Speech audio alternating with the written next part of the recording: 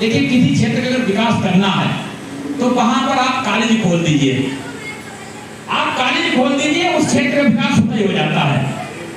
सबसे बड़ा अगर विकास होता है किसी चीज से, विद्यालय से होता है, क्योंकि विद्यालय से ही पढ़े लिखे लोग निकलते हैं और वही आगे चलकर नौकरी में या अधिकारी या जो भी नेता अधिकारी जो बनने हैं बनते हैं। और हमने इस मीरगंज विधानसभा में 70 सालों में केवल एक अग्रासन राजकीय उच्चतर माध्यमिक विद्यालय हुआ करता था जब मैं विधायक बना उस समय। आज हमने 10 नए राजकीय इंटर कॉलेज खोलने का काम किया है, 10 नए राजकीय इंटर कॉलेज 5 साल में। और भाइयों पुलों की भी स्थिति आप जानते हो, अभी भैया ने पुल का भी जिक्र किया। हमारी पूरी विधानसभा में जब मैं विधायक बना 4 पुल थे, जबकि 8 बड़ी नदियां हैं रामगंगा सहित।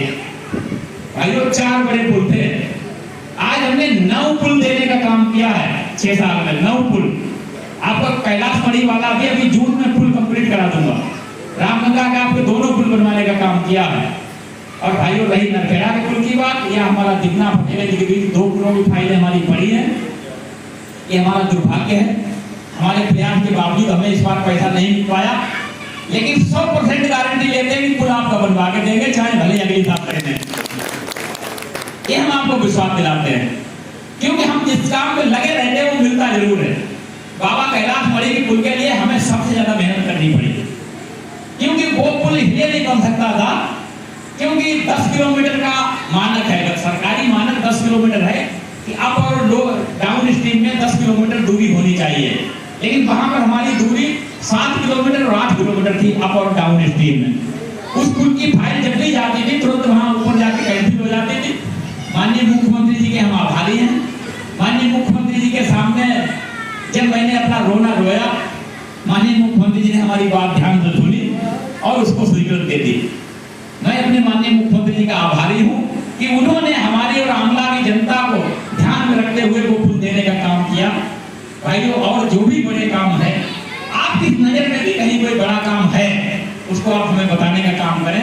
अभी हमें 10 नए पावर हाउस बिजली घर हम और ले आए हैं, 10 नए बिजली घर, उसमें हुरहुरी का हमारा पैसा भी आ गया है, 9 का पैसा अभी आना बाकी है।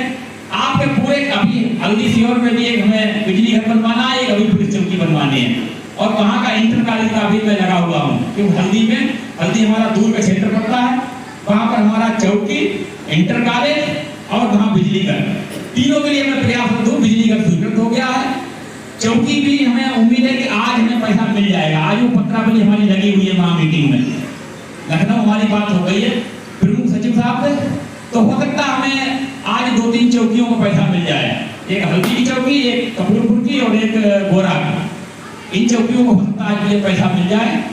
सीओ ऑफिस का पैसा आ गया है, सीओ ऑफिस का काम अभी शुरू हो जाएगा। सीओ कार्यालय यहाँ नहीं था, सीओ रेजिडेंस नहीं था, उसका पैसा आ गया।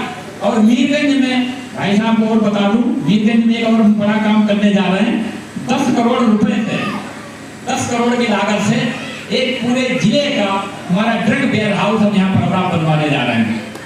10 करोड़ रुपए पूरे जिले की जो भी दवाइयाँ होंगी उनका सबका स्टॉक यही हुआ करेगा और यहाँ से वो डिस्ट्रीब्यूट हुआ करेगी। बड़ा काम है 10 करोड़ रुपए का। और एक और आपको बहुत अच्छी बात बताने हैं, खुशखबरी वाली, कि अभी तक हमारे जो भी हम बीमार होते हैं, हमारा सैंपल कहीं भी CSC टेस्टिंग लिया जाता है, वो टेस्टिंग के लिए जिला लैब जाता है।